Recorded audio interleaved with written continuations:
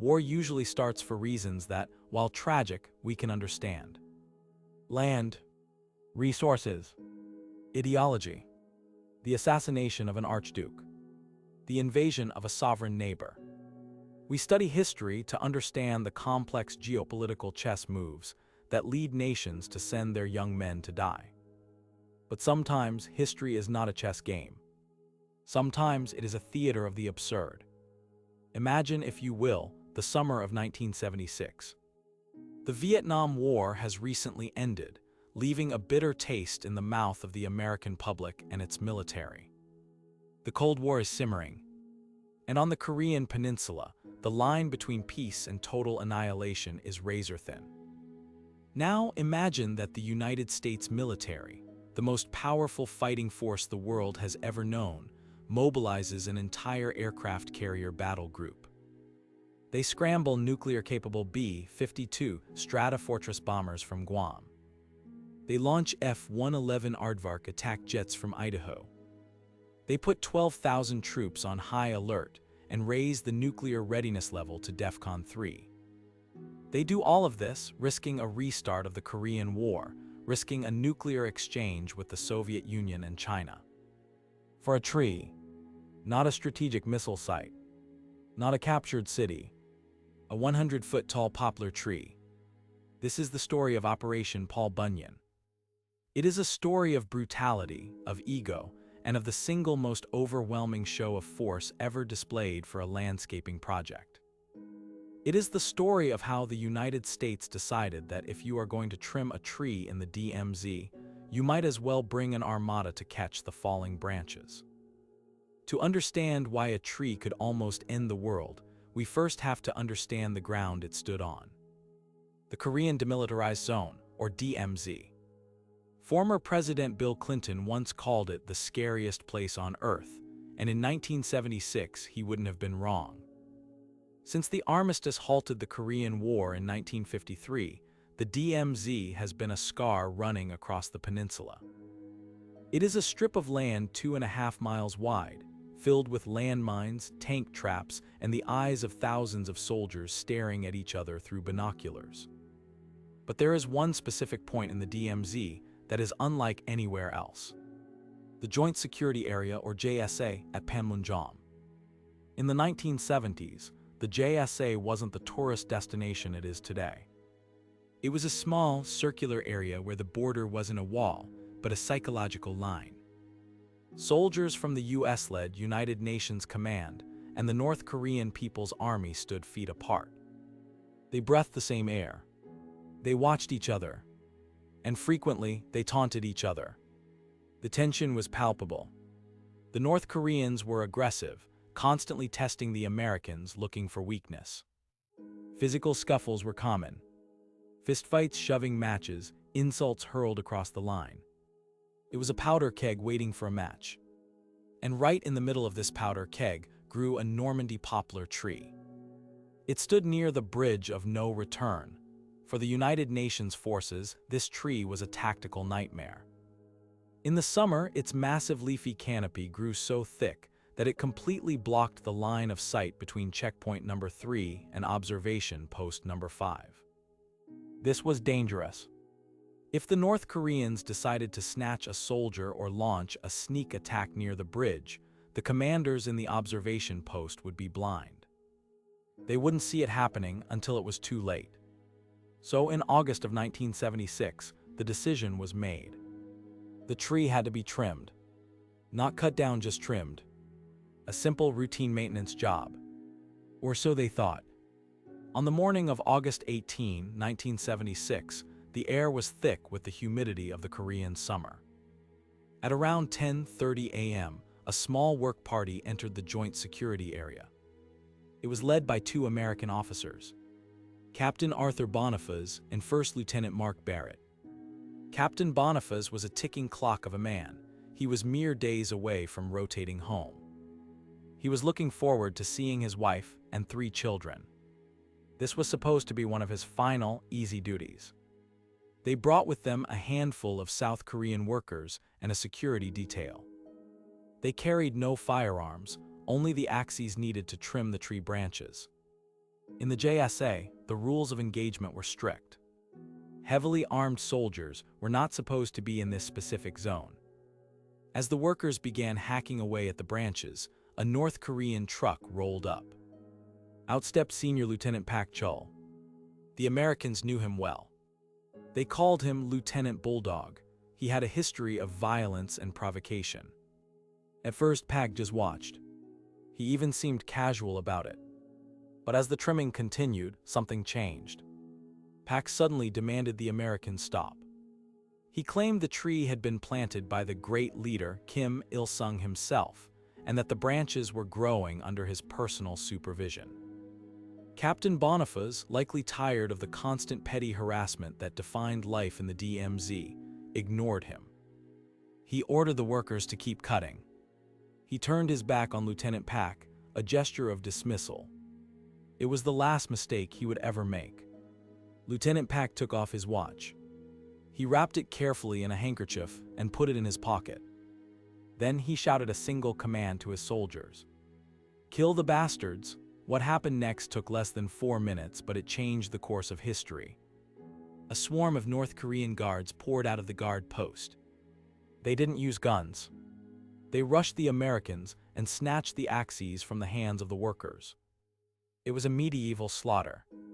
Captain Boniface was bludgeoned and hacked to death on the spot. He died instantly, his face unrecognizable. First Lieutenant Barrett managed to jump a low wall into a nearby depression, but the North Koreans hunted him down. They took turns passing the axe, striking him over and over again. The UN security detail, outnumbered and unarmed, tried to intervene but were beaten back. By the time the dust settled and the North Koreans retreated, Captain Boniface was dead. Lieutenant Barrett was rescued but died on the way to the hospital. 2 American officers had been butchered in broad daylight with their own tools while the world watched. Word reached Washington, D.C. Quickly. The reaction was not diplomatic concern. It was cold, hard fury. The United States had just pulled out of Vietnam. The country was suffering from a crisis of confidence. The military was demoralized. President Gerald Ford was facing an election. And now, a North Korean lieutenant had just murdered 2 American officers over a gardening dispute. Secretary of State Henry Kissinger was livid. In meetings, he reportedly said that North Korean blood had to be spilled to pay for the American blood. He wanted to bomb the barracks. He wanted artillery strikes. The CIA and the military drew up options. They considered artillery barrages. They considered a cruise missile strike. They even briefly discussed tactical nuclear options if the North retaliated. But eventually, cooler heads prevailed mostly. They decided they wouldn't start a war. But they also decided they wouldn't just sit back and issue a strongly written letter. They were going to cut that tree down. But they weren't just going to send a gardener this time. They were going to send the entire might of the U.S. military. They were going to turn the act of cutting down a tree into a display of shock and awe that would make the North Koreans tremble in their boots. The plan was named Operation Paul Bunyan, after the mythical giant lumberjack. The order came down from the White House. Cut it down. Period. General Richard Stilwell, the U.S. commander in Korea, mobilized forces that could have conquered a small nation. At air bases in Idaho, F-111 aardvarks were fueled up and sent across the Pacific. On the island of Guam, the pilots of the B-52 Stratofortresses, the planes designed to drop nuclear weapons on the Soviet Union, were told to start their engines. In the waters off Korea, the USS Midway aircraft carrier battle group turned its bow north and began steaming at full speed toward the peninsula. And in South Korea, a team of elite engineers was assembled. Their job? To cut the tree. But this time they wouldn't be alone. August 21, 1976. 3 days after the murders. 7:00 a.m. The morning mist was still clinging to the DMZ when the silence was broken by the roar of diesel engines. A convoy of 23 vehicles crossed into the joint security area. In the lead trucks were the engineers, armed with heavy-duty chainsaws. But behind them was the security. This wasn't just a few MPs. This was a combat force. There were two 30-man security platoons, armed to the teeth with sidearms and axe handles, a grim nod to their fallen comrades. But the real wildcard was the South Koreans. 64 members of the South Korean Special Forces, their toughest commandos, had been brought in. They were officially disguised as workers, but there was nothing subtle about them. They wore Claymore mines strapped to their chests, with the firing clackers in their hands. They had M16 rifles and grenade launchers hidden in the sandbags of their trucks. Their orders were to hold fire unless fired upon. But the South Korean commandos had their own agenda. They were itching for a fight. As they dismounted, they started tearing down North Korean illegal checkpoints, smashing barriers and screaming insults at the North Korean guards, daring them to shoot. High overhead, the sky began to fill with the sound of jet engines. U.S. attack helicopters, Cobras and Hueys, popped up from behind the ridgeline, hovering just on the southern side of the border, their rockets aimed at the North Korean guard posts. Higher up, F-4 Phantom fighter jets circled. And above them, casting a long shadow over the entire operation, were the B-52 bombers. They flew in a pattern clearly visible on North Korean radar. The message was unmistakable. "If you fire one shot, we will turn this entire valley into glass," the North Koreans responded. They scrambled 150 to 200 troops. They set up machine gun positions. The buses rolled in and the soldiers poured out. The engineers fired up the chainsaws. The sound was deafening. For 42 minutes, the world held its breath. The Americans cut. The South Korean commandos taunted. The B-52s circled. And the North Koreans, they stood there, frozen. Lieutenant Pack the Bulldog watched from a distance. He saw the aircraft carrier reports. He saw the bombers. He saw the Claymore mines on the chests of the commandos. And he realized that he had made a very, very bad calculation. The North Koreans did not fire a single shot. They didn't even shout. They watched in stunned silence as the American engineers systematically dismantled the tree, branch by branch, trunk by trunk. At 7:42 a.m., the job was done. The massive poplar tree lay in pieces on the ground. The American commander ordered the convoy to withdraw. But they left something behind. They didn't grind the stump down. They left it standing about 20 feet high. A jagged, ugly stump. A monument to the fact that the United States had come here, done exactly what it said it would do, and dared the North to stop them. The intelligence reports later claimed that the North Koreans were simply blown away by the scale of the response. They had expected a diplomatic protest. They got a nuclear armada. In a rare move, Kim Il-sung, the leader of North Korea, issued a statement of regret to the United Nations. It wasn't quite an apology, but in the language of international diplomacy, it was a surrender.